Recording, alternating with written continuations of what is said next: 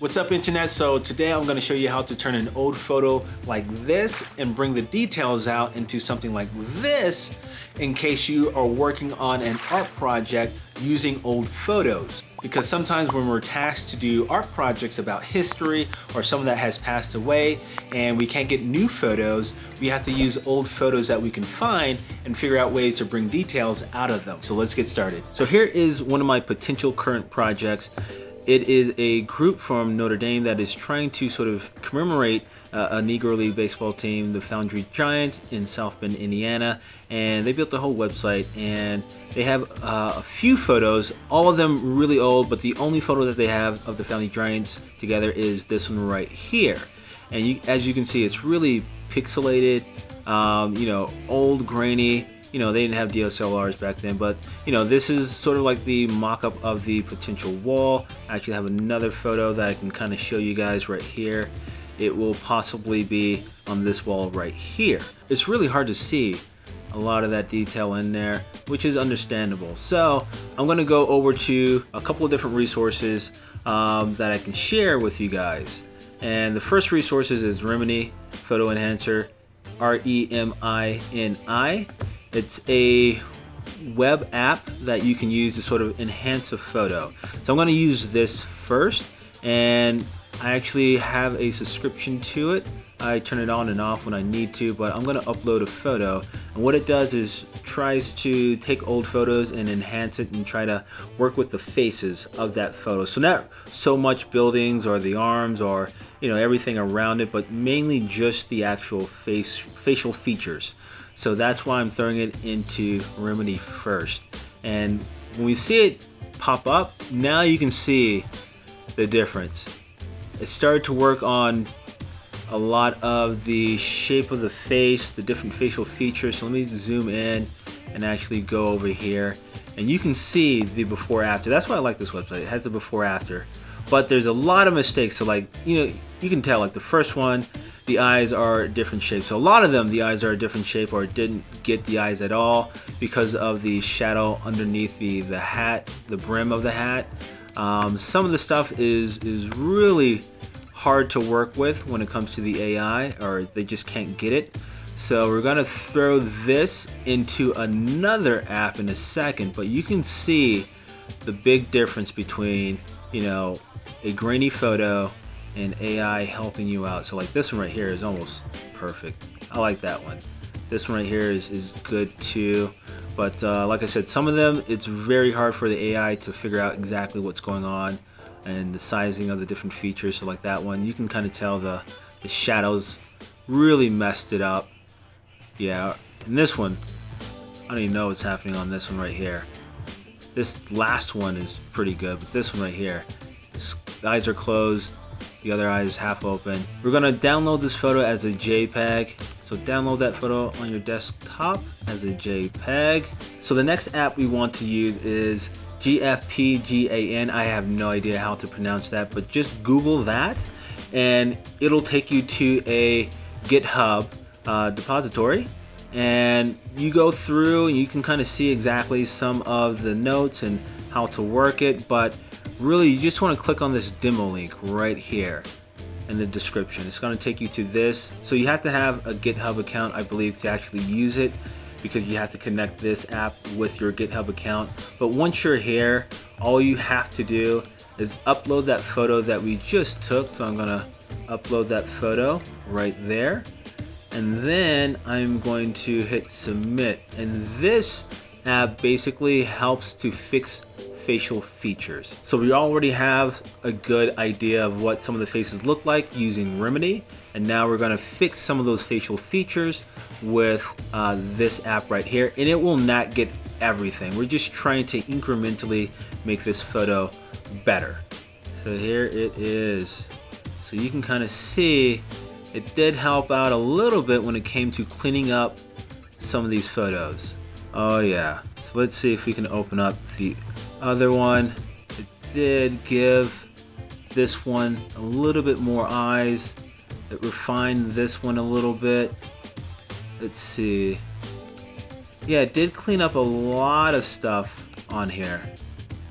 So you can kind of see the difference. It It smoothed it out a little bit, gave it a little bit more of a skin texture and everything, but some stuff you can still see that it couldn't really figure out. It kind of figured it out on this side, and then it did something else on this side, where it's kind of like it's almost two different expressions on the same face.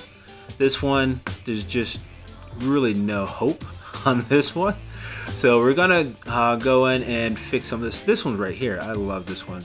I just gotta clean up the eyes just a little bit. This one, you know, both the eyes are really almost dead on. So now what we're gonna do is just throw this into Photoshop.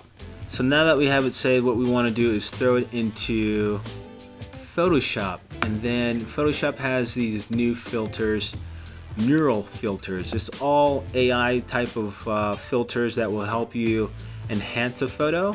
So it automatically registered some of the faces, and sometimes you can change up the facial expression to look this way, or have the eyes look that way, or to make something smile.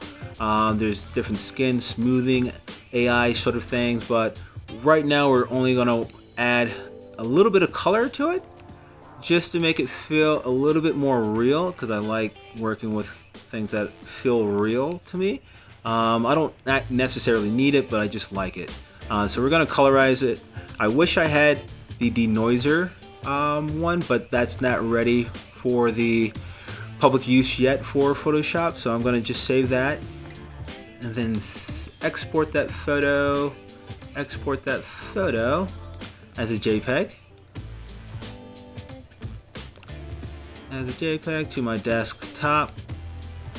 Now we have this open. We want to share that with our iPad Pro, and we're going to use Procreate. So I'm going to share it with my iPad, and then I'm going to open up Procreate. Awesome. So now when I'm in Procreate, I'm just going to use that photo as a project file. So I'm going to open it up, and really the only thing I'm going to do in Procreate is just work on some of the features on this reference photo.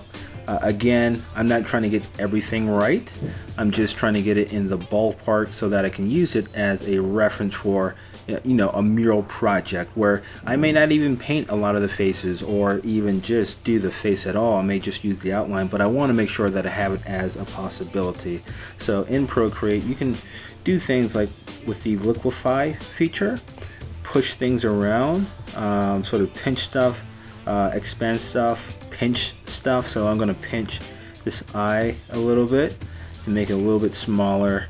I'm going to expand this one just a little bit, just to even out the size. Ooh, that's a little bit too much. Let me go back a little bit. Yeah. And then, you know, like I said, I can push stuff around because right now it seems like it's angling a little awkwardly, and just get stuff in that ballpark. I can actually go to my tool, my marker tool, and then sample the colors beside it, and then erase some of this stuff because I have no idea what that is. Probably part of the air that the AI got wrong. And then I can even see adding sort of like an air that probably would be there, you know, just that tip of that air would be there, you know.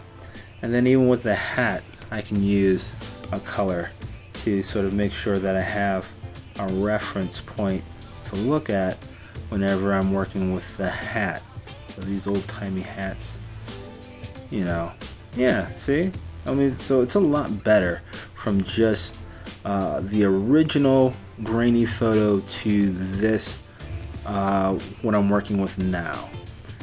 And it's all because, like I said, I want to make sure I have as much information with these photos as possible. I can go to liquefy, you know, just pinch this eye just a little bit, make it smaller, you know, like this right here. Like I said, it's probably AI getting the ear wrong, so let me probably do this shape a little bit, cut it up a little bit, you know. Seems like this person had kind of big ears, so I can flare that out just a little bit. But yeah, so I mean, just go through each one and figure out what you want to change, things you need to sort of adjust on it to bring it to life a little bit. You know, some of these are really good. You just gotta move some stuff around. Some of these are, you know, are just ones you're really gonna have to take a lot of time to work with. But they have the general shape, you know, in terms of the outline and what you need. But you know, you're gonna have to work with this eye area right there, and then right there, and then it seems like this is a big eyebrow that they put in there, or a shadow area, drop shadow from the eyebrow ridge. So you're gonna have to work on that stuff right there. That's just if you want to. And then most of the stuff is like minor stuff where you can just use your liquify tool to pinch stuff, expand stuff. Let me pinch this a little bit, expand this a little bit, you know, push some stuff around here and there.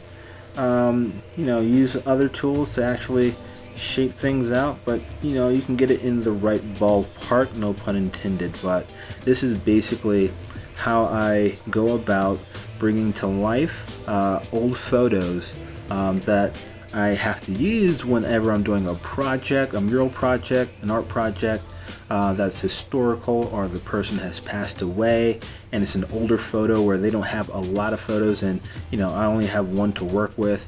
Using AI, I think is good for situations like this. But yeah, that is basically how I do it. So hopefully these resources will help you out in your next project. If you have to work with old photos that you find online or from the library, or you know, the archives, because you can't get new photos of the subject matter that you're trying to work on, I'll have a link in the description to each of the different applications that I used. And if you have tried any great apps for restoring photos, make sure you throw that in the comment section so I can update the resources that I have for my practice as well. So hopefully this video helped you out. Like, subscribe, hit that bell notification, and I'll see you next time. Peace.